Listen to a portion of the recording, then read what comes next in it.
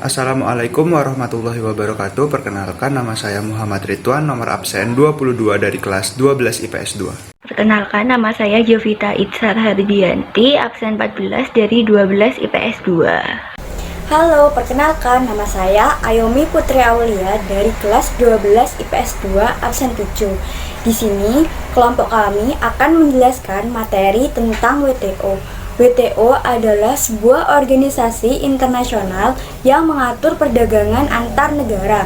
Jika tidak ada organisasi yang mengatur hubungan perdagangan antar negara, bisa memicu banyak konflik antar negara. Oleh karena itulah, World Trade Organization dibentuk.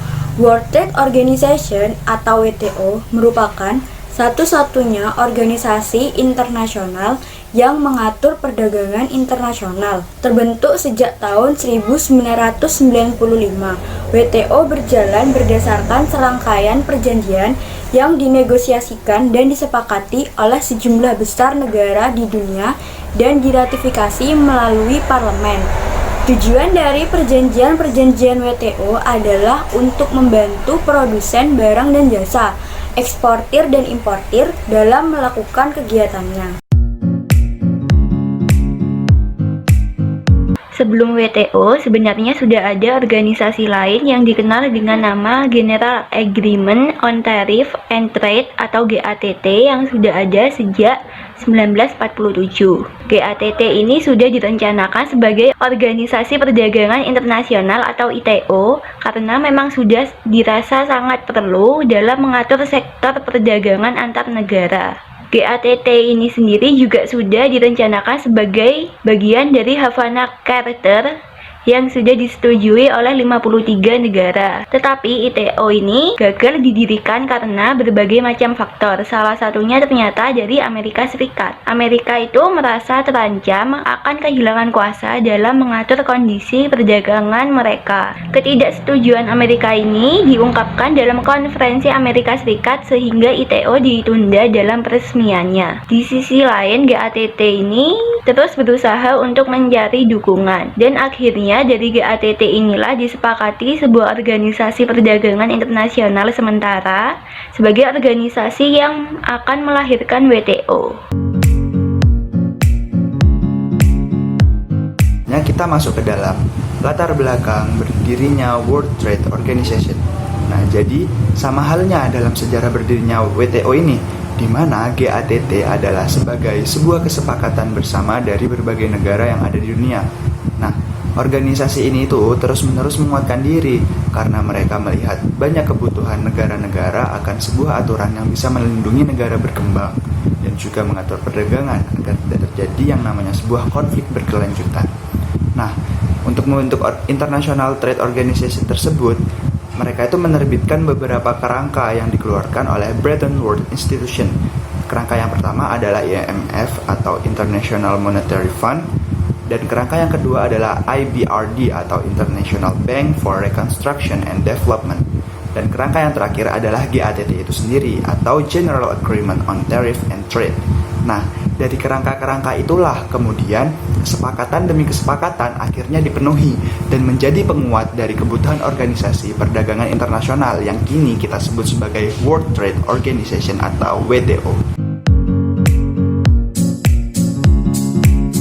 Anggota WTO. Hingga tahun 2019, jumlah anggota WTO terdiri dari 164 negara anggota yang mayoritasnya merupakan negara berkembang. Sedangkan di luar anggota WTO terdapat pula 23 negara peninjau.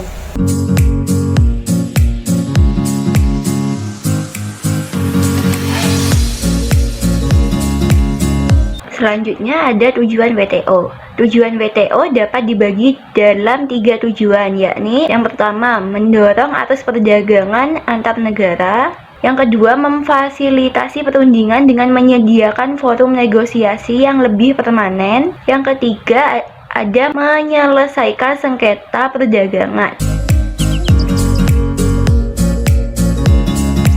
Nah, WTO ini sendiri juga memiliki beberapa fungsi, yang dimana fungsi mereka yang pertama adalah mengatur perjanjian antar negara dalam perdagangan. Jadi WTO ini memiliki tugas utama yang dimana tugas utama mereka adalah mengatur sistem perdagangan antar negara. Nah, mereka ini juga memiliki tugas untuk mendorong arus perdagangan antar negara, yang dimana dalam proses perdagangan yang melibatkan banyak pihak, terutama pihak-pihak antar negara, itu seringkali menimbulkan banyak hambatan. Nah, hambatan yang berupa faktor eksternal dan internal ini, WTO itu ingin menghilangkan dan juga mencegah hambatan-hambatan yang terjadi agar laju perdagangan antar negara ini bisa berjalan dengan lancar. Nah, selain itu, WTO ini sendiri juga memiliki fungsi yang lain, yang dimana fungsi lain dari WTO yang ketiga itu adalah mereka itu mempunyai fungsi untuk menyelesaikan sengketa dagang yang terjadi antar negara.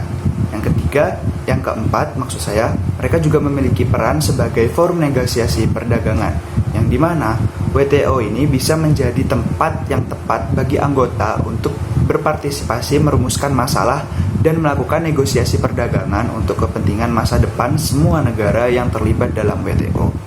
Selanjutnya, WTO juga memiliki fungsi untuk memonitor kebijakan perdagangan di suatu negara. Selain itu, fungsi yang terakhir dari WTO ini sendiri adalah memberikan bantuan untuk negara-negara berkembang. Nah, jadi WTO ini memberikan bantuan teknis kepada negara-negara berkembang untuk memperkuat kekuatan ekonomi internal dari dalam diri masing-masing negara tersebut. Prinsip umum WTO. Beberapa prinsip WTO tersebut adalah sebagai berikut. 1. Perdagangan tanpa diskriminasi. WTO yang mengatur banyak anggota dari berbagai negara harus bertindak secara adil. 2. Perdagangan yang lebih bebas dan bertahap. WTO bisa mengatasi berbagai masalah yang membatasi proses perdagangan di dunia ini. 3. Dapat diprediksi. Kepastian dalam perdagangan menjadi sesuatu yang sangat penting. Dengan kepastian harga, kepastian komoditas, dan berbagai macam kepastian lainnya dalam bidang perdagangan akan membuat semua pihak merasa aman dan mendapatkan resiko sangat kecil. 4. Mempromosikan persaingan yang adil. Nah, salah satu tujuan dari WTO adalah bisa menciptakan suasana perdagangan yang terbuka, bebas, dan kompetitif. 5. Mendorong pembangunan ekonomi. WTO juga akan mendorong pembangunan di setiap negara. Selanjutnya ada perangkat hukum WTO. WTO ini memiliki 4 instrumen hukum utama. Keempat instrumen hukum tersebut adalah yang pertama GATT.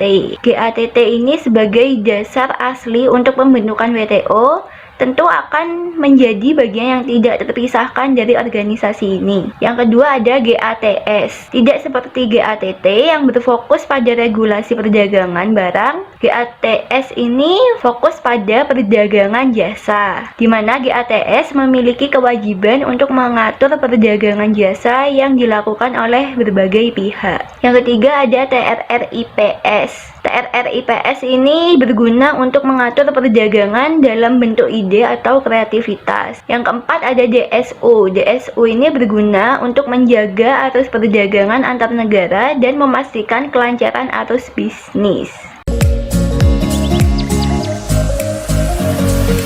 Dan sampai pada kesimpulan dari World Trade Organization ini sendiri. Nah, jadi World Trade Organization menjadi sebuah organisasi yang sangat penting bagi setiap negara di dunia. Karena dengan adanya WTO ini juga bisa menjadi peredam konflik yang terjadi antar dua negara atau lebih. Sehingga dengan begitu perekonomian dunia akan semakin baik dan dapat meningkatkan perekonomian setiap negara di dalam negara-negara yang terlibat di dalam WTO ini sendiri. Mungkin kurang lebihnya itu saja dari kelompok kami. Mohon maaf jika terdapat kekurangan dalam penjelasan. Terima kasih.